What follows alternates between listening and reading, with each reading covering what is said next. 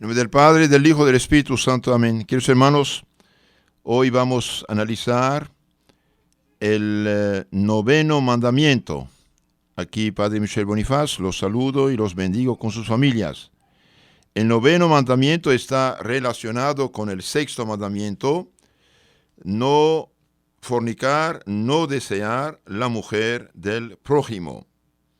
En el sexto mandamiento, Dios prohíbe las acciones, palabras, miradas, pensamientos contra la pureza.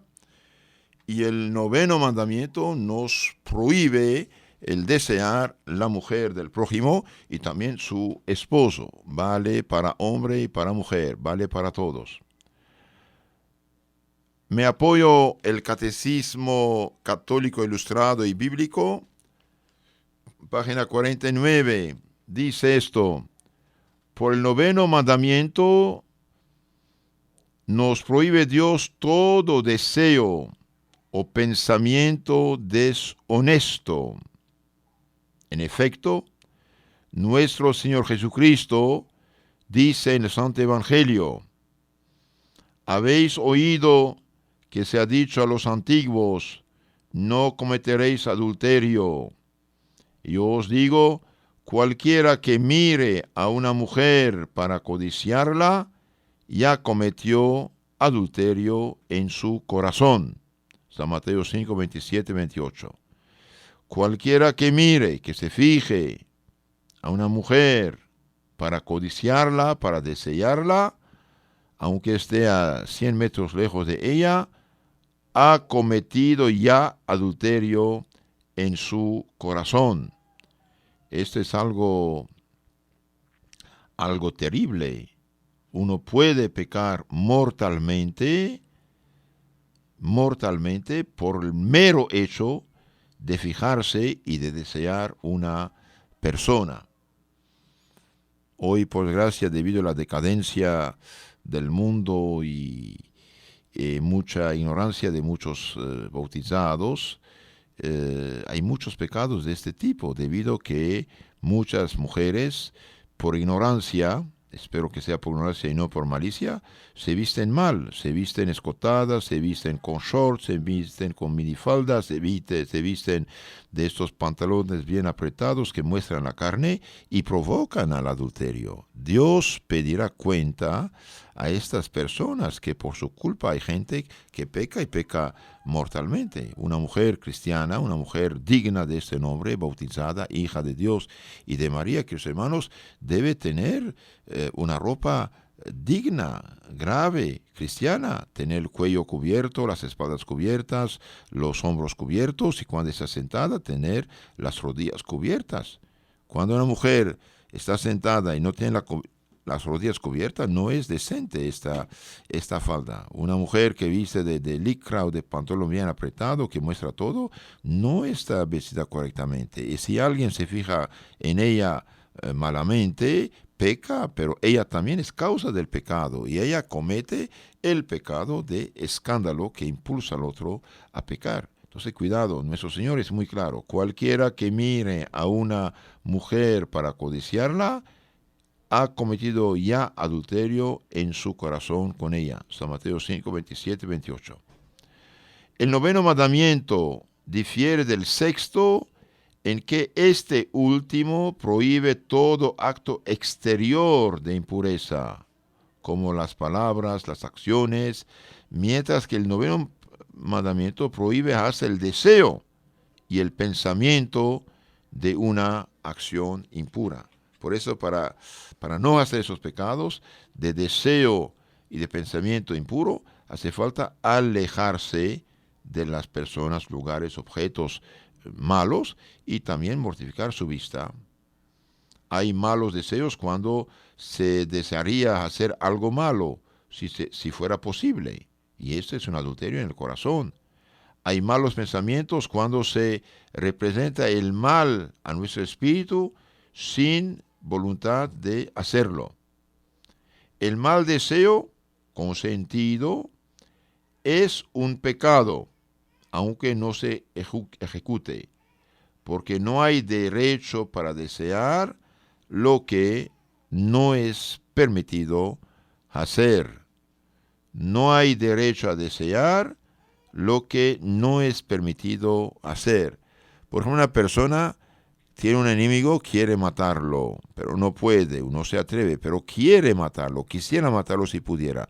Y bien da su consentimiento, ya es un asesino, en su corazón ha matado.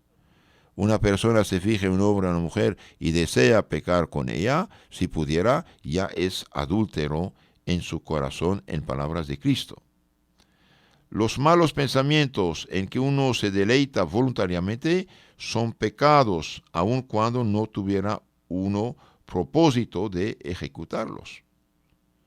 Entonces, los malos pensamientos, cuando uno se entretiene en ellos, se deleita voluntariamente en ellos, son pecados, aun cuando no tuviera uno propósito de ejecutarlos.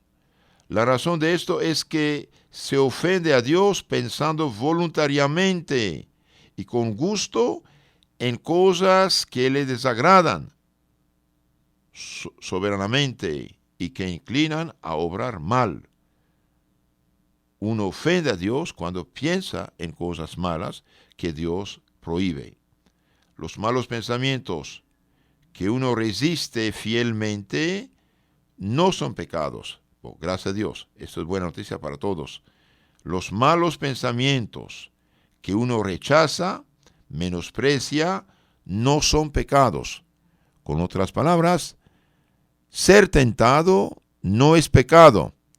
Consentir, aceptar, desear es pecado. Entonces, cuando uno siente tentaciones, siente gana de hacer maldades, tiene malos pensamientos, reza, los rechaza, debe quedar tranquilo, no hay pecado. El pecado, queridos hermanos, es como algo tóxico. Algo tóxico no puede penetrar en un lugar si no hay una fisura. Entonces, en la medida que nos cerramos nuestra voluntad al consentimiento, no pecamos. En la medida que nos abrimos, sí pecamos. Entonces, cuando uno tiene malos pensamientos y los rechaza, gracias a Dios, no hay pecado. Los malos pensamientos que rechazamos se convierten incluso para nosotros en ocasiones de mérito. Y esto debe animarnos a combatir animosamente contra las tentaciones. Cuando uno tiene ganas, por ejemplo, de pecar, ganas de mentir, ganas de robar, ganas de matar, ganas de fornicar, y rechaza eso y pide a Dios ayuda y socorro, no solamente no peca, sino que gana méritos del cielo, sube en santidad y Dios lo bendice.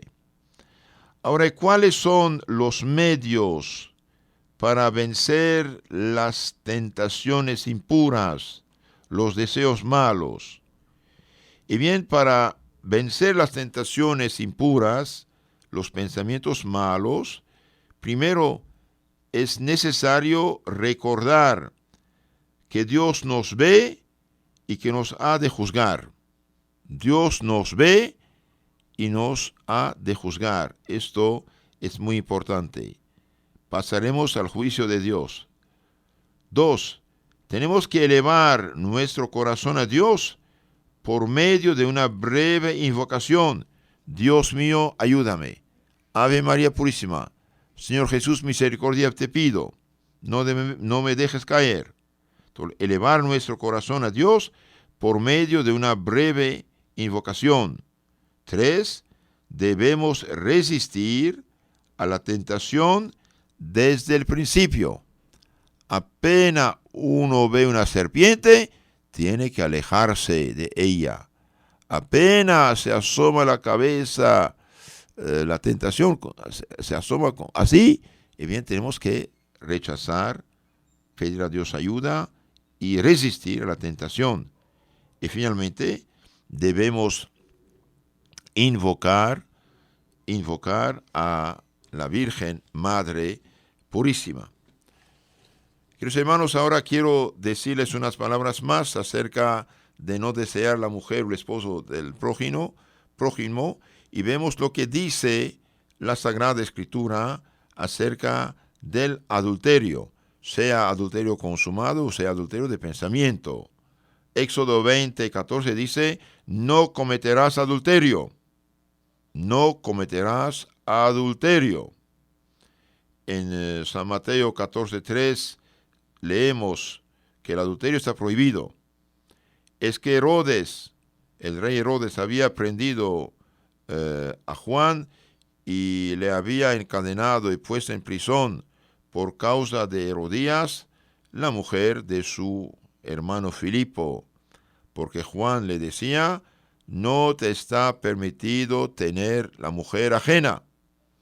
Y esta mujer tan necia y tan impura y tan perdida, bien, mediante su hija la bailarina, pidió la cabeza de Juan Bautista. Entonces, además de hacer pecado de escándalo, pecado gravísimo, además de hacer pecado de adulterio, bien, Herodes, por tener mujer ajena, se transformó en asesino de un santo profeta, San Juan Bautista. En San Mateo 5:31, nuestro Señor Jesucristo dice: el que repudia a su mujer, que le dé acta de divorcio. Dice esto en el Antiguo Testamento. En el Antiguo Testamento dijo: el que repudia a su mujer, que le dé acta de divorcio. Pues yo os digo, dice Cristo, todo el que repudia a su mujer, excepto el caso de fornicación, la expone a cometer adulterio. Y el que se casa con una repudiada, comete adulterio también. Esto está en San Mateo 5:31. Queridos hermanos, en el 32, Cristo dice: yo os digo, todo el que repudia a su mujer, excepto el caso de fornicación, la expone a cometer adulterio, y el que se casa con una repudiada comete adulterio. En unas Biblias, por desgracia, este texto está mal traducido. Dice: todo el que repudia a su esposa, salvo en caso de adulterio. No se puede. La Biblia dice: todo el que repudia a su mujer, salvo en caso de fornicación, la expone a cometer adulterio. Y unas Biblias dicen: salvo en caso de adulterio. No se puede.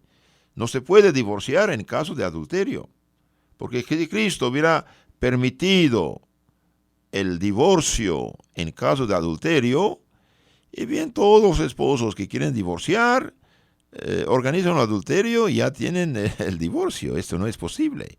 El texto correcto dice: salvo en caso de fornicación, es decir, salvo en caso de unión libre. Dos personas están viviendo el pecado mortal de escándalo, de fornicación y unión libre. No quieren casarse, se separan, hacen bien. ¿Por qué? Porque el juntarse es pecado, el separarse es una bendición. Entonces, hay unas Biblias que traducen mal y dicen: no hay divorcio salvo en caso de adulterio. No, señor, salvo en caso de unión libre de fornicación. Cuando dos fornicarios, dos personas que no están casadas por la iglesia, se separan, bien, esto es bueno. ¿Por qué? Porque estaban haciendo mal. En San Lucas 16:18 dice: todo el que repudia a su mujer, divorcia, y se casa con otra, comete adulterio. Y el que se casa con una repudiada, divorciada por su marido, comete adulterio. Por lo tanto, toda persona separada de su esposo o de su esposa, hablo de las personas casadas por la iglesia, no los del matrimonio civil, que tiene efectos civiles, pero frente a la iglesia y frente a Dios no están casados. Hablo de las personas casadas por la iglesia.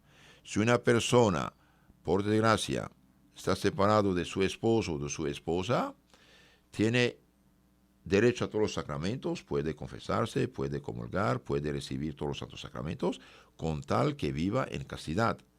Pero si una persona casada por la iglesia y separada se junta con otra persona, allí hace pecado de adulterio y no puede ni confesarse ni comulgar en este caso.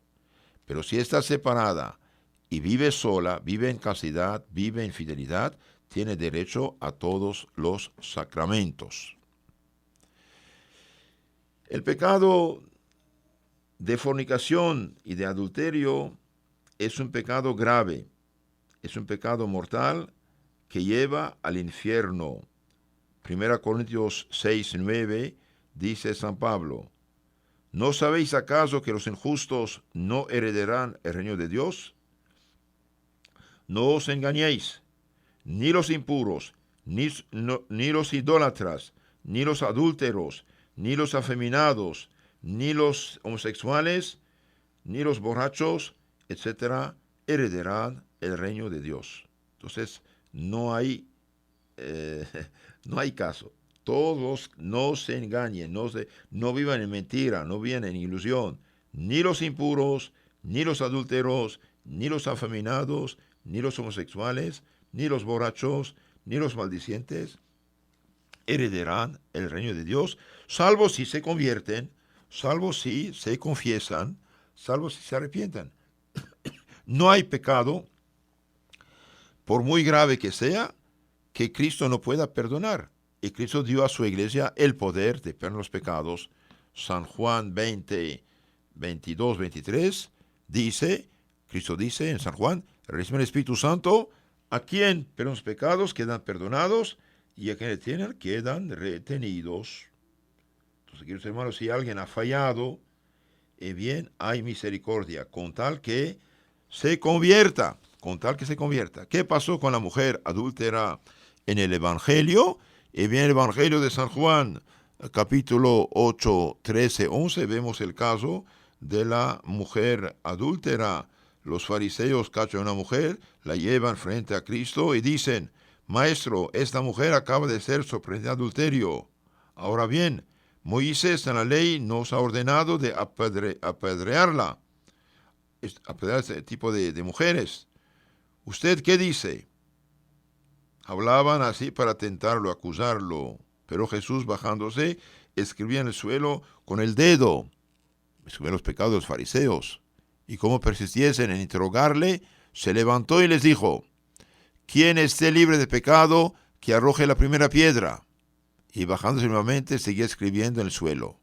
Oídas estas palabras, se fueron uno tras otro y lo dejaron solo.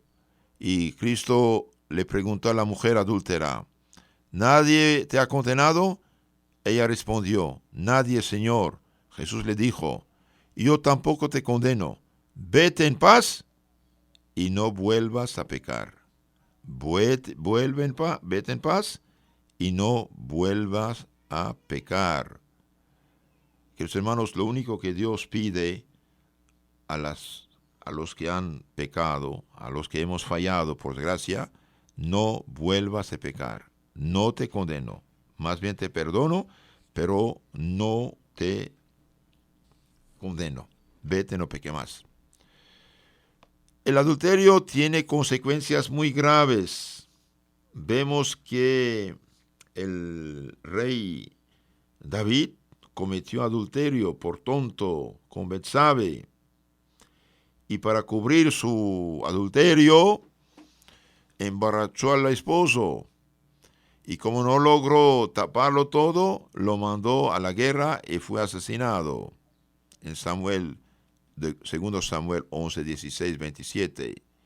Y bien, como castigo, bien, el hijo concebido en adulterio murió, y David padeció una guerra civil tremenda, y miles de personas murieron por el pecado de adulterio del rey David.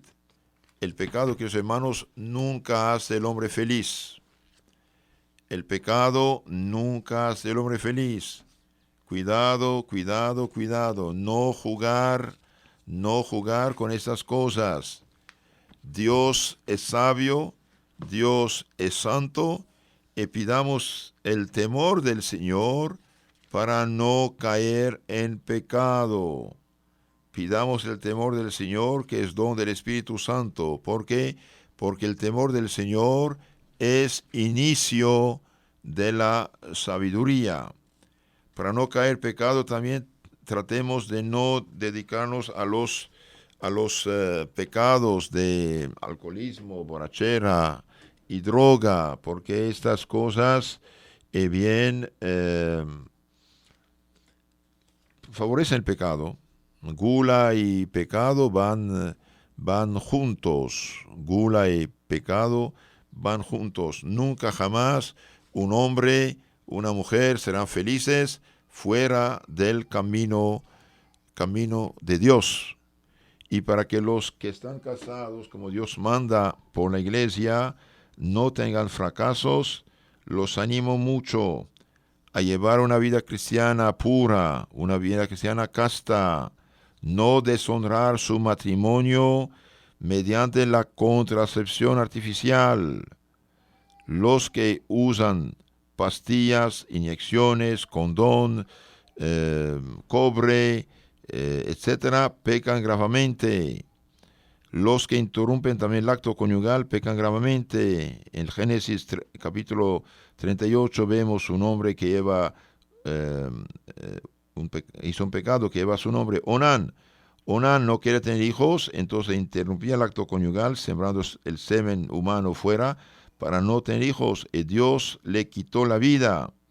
Cuando los esposos usan cualquier método que sea que va contra la procreación de los hijos, no usan su matrimonio según el plan de Dios. Allí pecan, destruyen la gracia, la santidad de su alma, destruyen la caridad y el Espíritu Santo se va y viene el demonio.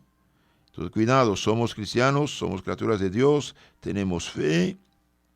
El matrimonio es un santo sacramento y no se puede deshonrar con estas cosas. Hoy yo sé que muchas personas incluso no creen nada cambia. Lo que es un cristiano que vive en santidad en su matrimonio, tiene una protección especial de Dios en su matrimonio. Los casados por la iglesia que viven en pecado, que usan medios anticonceptivos artificiales, dije, sea lo que sea el nombre que tienen, bien pecan gravemente, y ahí vienen después los otros problemas de adulterio, de malos deseos, de fracasos y de muchos otros problemas. No desearás ni el esposo ni a la esposa del prójimo. Que cada quien use su matrimonio según el plan de Dios y tendrá la bendición de Dios. Queridos hermanos, muchos no saben que el día de su boda, de su bendición en la iglesia, de su matrimonio religioso en la iglesia, Dios les ha prometido algo muy importante. Les ha prometido la gracia del matrimonio. La gracia del matrimonio es algo muy especial. Dios se compromete con los esposos de darles ayuda, socorro, luz, protección, paciencia, fuerza, ganas de cumplir con sus obligaciones y deberes todos los días de su vida para quedar fieles, educar a sus hijos cristianamente y aguantar, soportar los problemas con una condición. ¿Cuál condición? No vivir en pecado grave, no vivir en pecado mortal. Por lo tanto, los que viven cristianamente su matrimonio, Dios está con ellos, nunca los abandonará. Tendrán esta protección divina en su matrimonio. Y los que hace la fecha no sabían que todos estos métodos de inyección, de condón, de cobre, de interrupción del acto conyugal son pecados, que no lo hagan y que hagan una buena confesión. Una buena confesión general borra todo pecado y llegan a lo que dice Cristo: vete, no te condeno, pero vete y no peque más.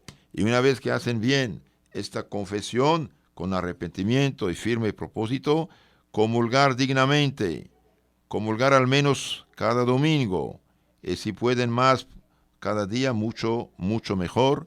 ¿Por qué? Porque la comunión precisamente purifica, santifica, fortalece y preserva de los pecados mortales, de los pecados futuros. Y también confesarse bien. Una confesión mal hecha, una confesión en la cual uno oculta pecados, no vale nada. Es un sacrilegio más, da mucho poder al demonio. Al contrario, una confesión bien hecha, con arrepentimiento, y uno dice todos los pecados que tiene, sin pena, sin vergüenza, pero saca sus pecados, salen, y una vez perdonado, vive en gracia de Dios, ahí cumple lo que dice Cristo: vete, no peque más, yo tampoco te condeno. Los bendigo con sus familias, y los animo mucho a ser hijos devotos de María Santísima. Rezar la mañana en familia si posible, al menos el Padre Nuestro y la Ave María. Rezar la noche, examinarse sobre sus defectos y vigilar sobre ellos, luchar en contra. Nunca drogarse, nunca emborracharse, nunca mirar pornografía y tontería. Y si alguien te manda esas cosas para tu desgracia, bien, no abrir esas cosas, eliminarlas directamente y bloquear los números de teléfono de las personas que te convide al pecado. Y no olviden también de alimentar su alma, no solamente con cuerpo, sangre de Cristo bien recibidos en estado de gracia, también formarse, leer el catecismo, que es la palabra de Dios comunicada y explicada por magisterio de la Santa Iglesia Católica, leer el Evangelio, leer también la vida de los santos, que ayuda muchísimo. Les aconsejo leer todo lo que es Santo Alfonso María de Ligorio, que escribió libros maravillosos, muy sencillos y muy eficaces. Uno de ellos se llama Las Glorias de María. Otro se llama El Gran Medio de la Oración. Otro se llama Preparación para la Muerte. Y muchos otros. Busquen en internet Santo Alfonso María de Ligorio. Lean también la vida de los santos. ¿Por qué? Y porque los santos son los campeones de Cristo. Y si usted quiere saber más y más de la fe católica, le aconsejo buscar en YouTube Catecismo Católico Tradicional. Ahí tiene más de 100 charlas que explican el credo, la oración, los mandamientos. Y si Dios quiere, publicaremos también los sacramentos. Que Dios los bendiga, y los bendiga en nombre del Padre, del Hijo y del Espíritu Santo. Amén.